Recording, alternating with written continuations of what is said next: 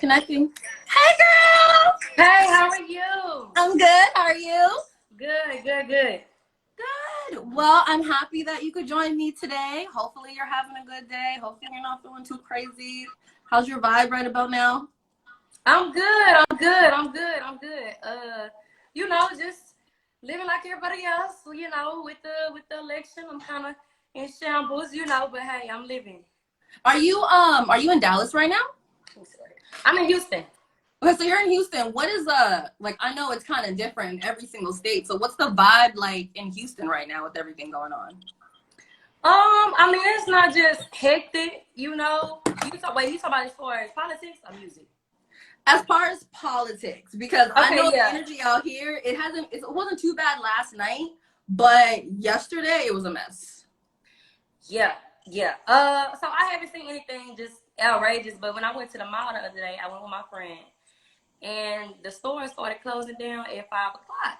And me and her were like, why y'all closing at 5? And nobody really wanted to say why, but we ended up going to one store who was actually like, we closing early because of the election, and people crazy, and we just don't want to be in the middle of some crazy riots or stuff like that. And I'm like, is it really that serious? But I guess it is. So. Yeah, I don't know. I honestly didn't think it was gonna be that bad. I honestly knew it was gonna be kind of crazy, but when I saw that Goodwill was boarding up, I was like, oh, all right. Okay. All right. Okay. That's what we're doing. You voted, but did you vote like all the way down the ballot, or did you only vote for like president? No, just president. Yeah, I don't go deep into all of that. I just do the general vote for president, and just go. See, you better than me, like, because I live in Washington, it's a blue state. So I was like, you know what? I'm just gonna only vote local, and I didn't even vote in the presidential, to be honest. It's okay. Because I knew it was gonna be blue anyways. Like, it's like we're not one of those, you know what I mean? Like, we're not one of those states where it's like, oh my god, like it might be blue, it might be red this year. It's like we know for a fact it's gonna be blue. So I was like, you know what? I'm gonna let you guys do what you do, and then I'm gonna just go over here. Right. Just the less confusion, the better. So I seen a little tweet that you did, and it says, if you expect sex after dinner because you paid for dinner, please kill yourself, because baby, I could have bought us 3 times what you think you did me a favor for. What inspired that? I saw a guy tweet, and he was like, I went out with this girl and I spent $150 on dinner, and she didn't come up off of nothing at the house. And I was just like, what you mean? Like, who said that was the rule? Like, that's who raised you? That's okay. Like, and that's what made me say it, because I'm like, I've been in situations like that where it was like, okay, so what we finna do? Go to sleep? Or I'm finna go home?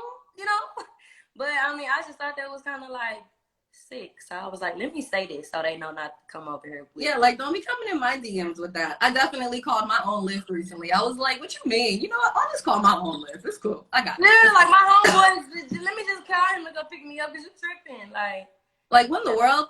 So for music-wise, for those that don't know, you're 22. Yes. You are signed to 1501, but you actually started rapping from poetry. I know I have some old poems from like elementary somewhere underneath my freaking bed, child. Not even gonna front. But how did you get into poetry at such a young age? I was just always into writing. I was always a big writer from like elementary school to high school. And it just, was something that I was interested in. So I did oratorical contests. I wrote storybooks, I wrote raps, and once I grew up, I just kind of transpired from poetry to actually making music. So I just always had a love for writing. Now, do you remember any of your old poems, like some of the first ones where you were like, you know what, let me put a beat behind this? Actually, no. I remember like the poems that I wrote. Like, for instance, I remember some of the names of them, but I don't remember exactly what I said, and I never did turn them into songs, because the poems they weren't like songs. You know what I'm saying? Gotcha. It was just literally poetry. So yeah. Okay. So for those that don't know, how did you link with 1501? It was actually through a Instagram live, which is really crazy. Coral was on live one day, and people were submitting their music, getting his feedback, and I said, well, I'm gonna submit my song, you know, and see if he likes it. So I submitted my song. I submitted "Bust It," which is actually my single right now, and he really liked it. He gave great feedback. And then a couple of weeks after that, he reached out to me personally in regards to joining the team. And, you know, I was with it. I was, you know, I was ready to go, and we went from there. So it's so crazy that you said you ended up sending him the song "Busted" because I've seen things where you said you didn't really like the song at first. So No, what made you decide just to send that one in, even though it wasn't one of your faves? because at the time it was my best performance song.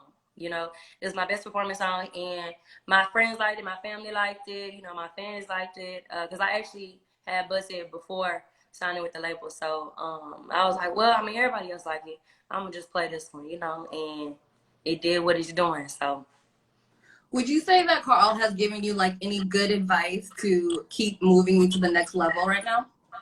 most definitely, most definitely, he's giving me advice on several situations.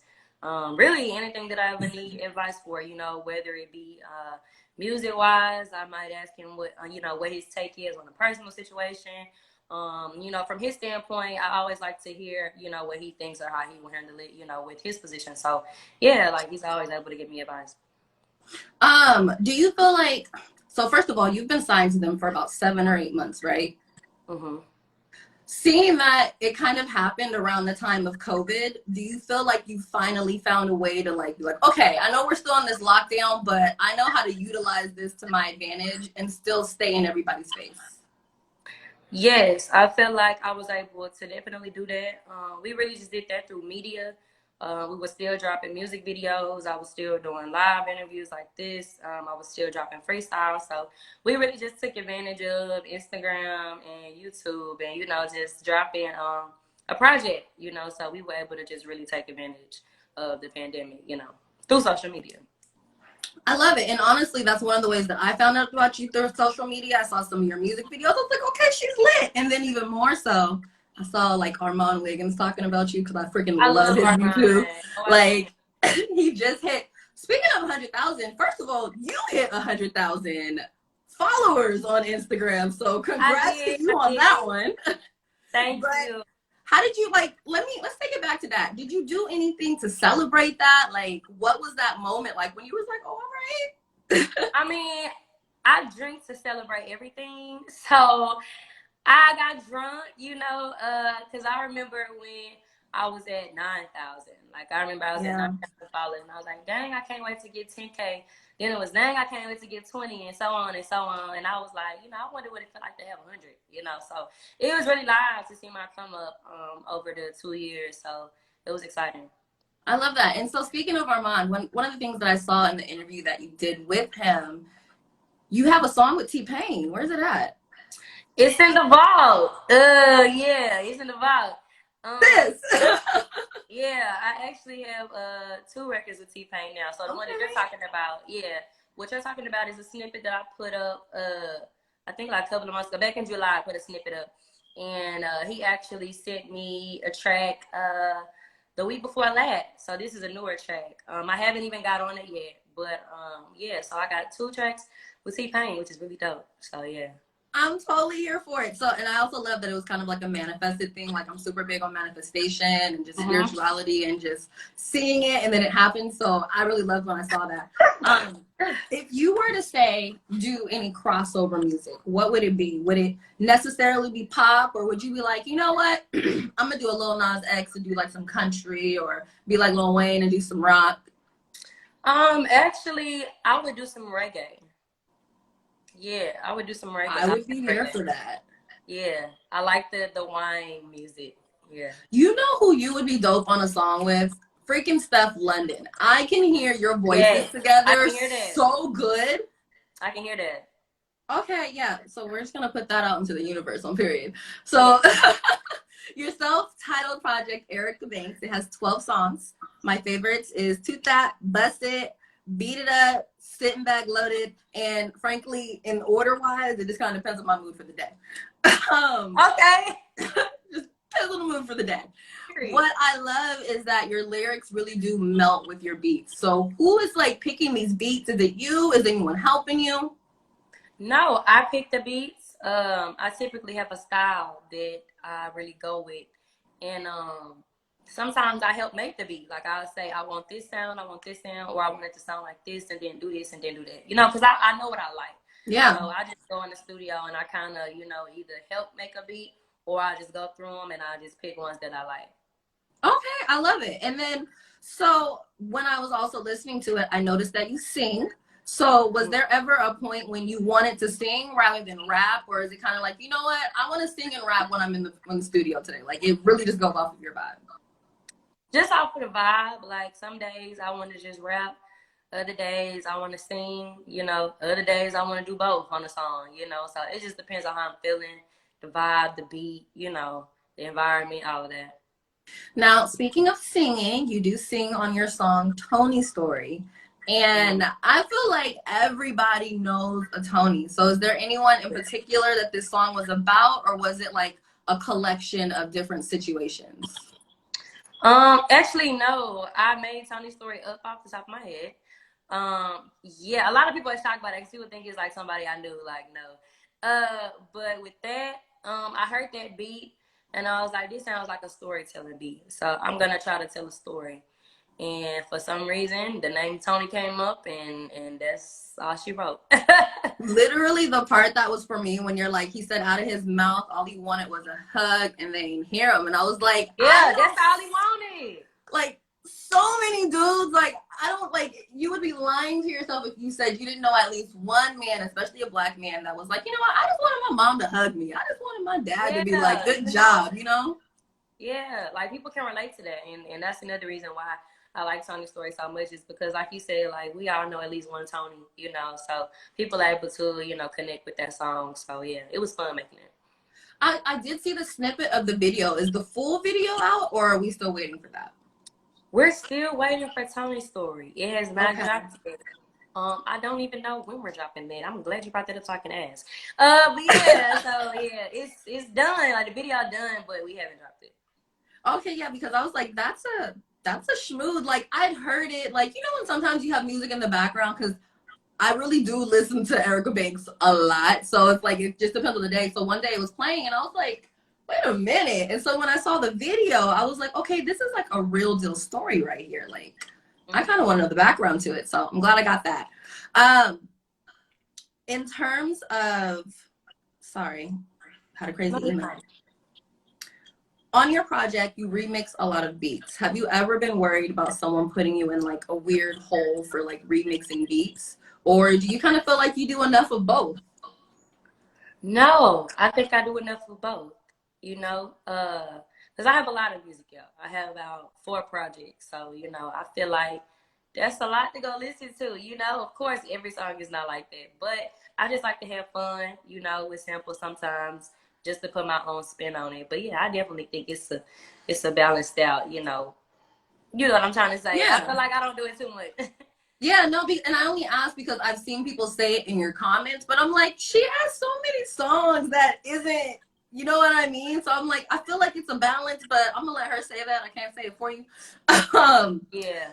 Also, so speaking of like redone beats, you redid the Twerk song. Did you honestly think all that damn drama was going to pop off when you dropped that song, or did you just think it was like, okay, it's another song? The Thick remix? Yes. No, actually, I had no idea that all of that was gonna come. I was just like, you know what? That's a good song to remix because it's hot right now. So I'm gonna put my own spin on it. I'm gonna put it out. We're gonna do a cute little video. It's gonna turn my views up. People gonna like it. And we just gonna rock out and have fun with it. That was my idea in my head. Yeah. So when I dropped it and things went how it went, it was just like, oh wow. All right, y'all. Like that wasn't the plan. That was cool, whatever. I mean, shit. So yeah, I wasn't thinking it was gonna happen like that, but when it did, I was just like, oh, I mean, I guess whatever.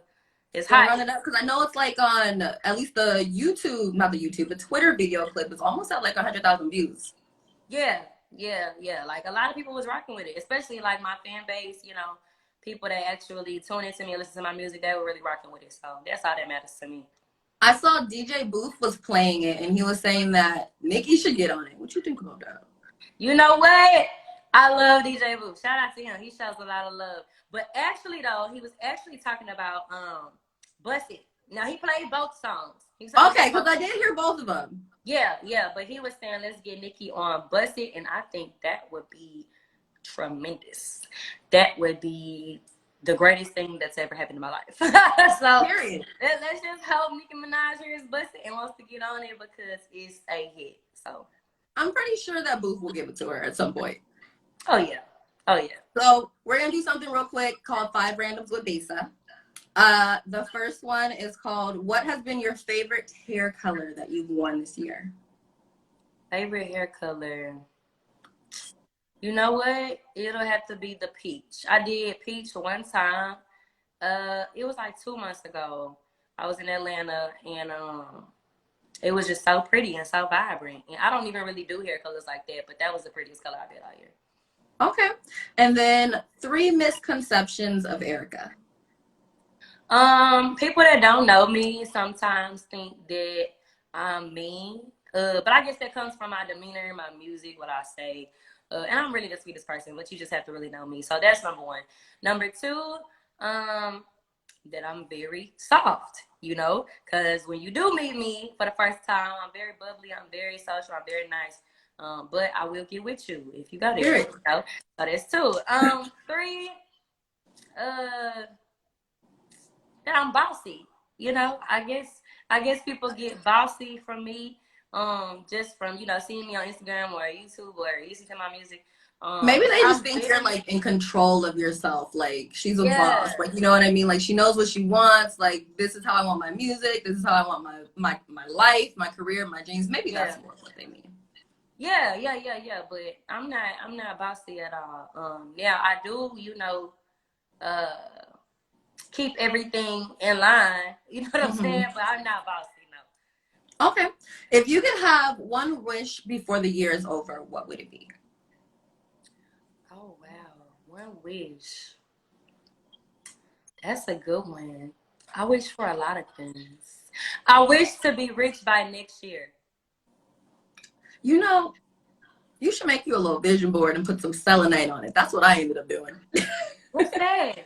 It's a crystal, so it kind of like clears out energies and makes it to where if you have like any, for me, I'm making sure none of my bad thoughts gets anywhere near my vision board.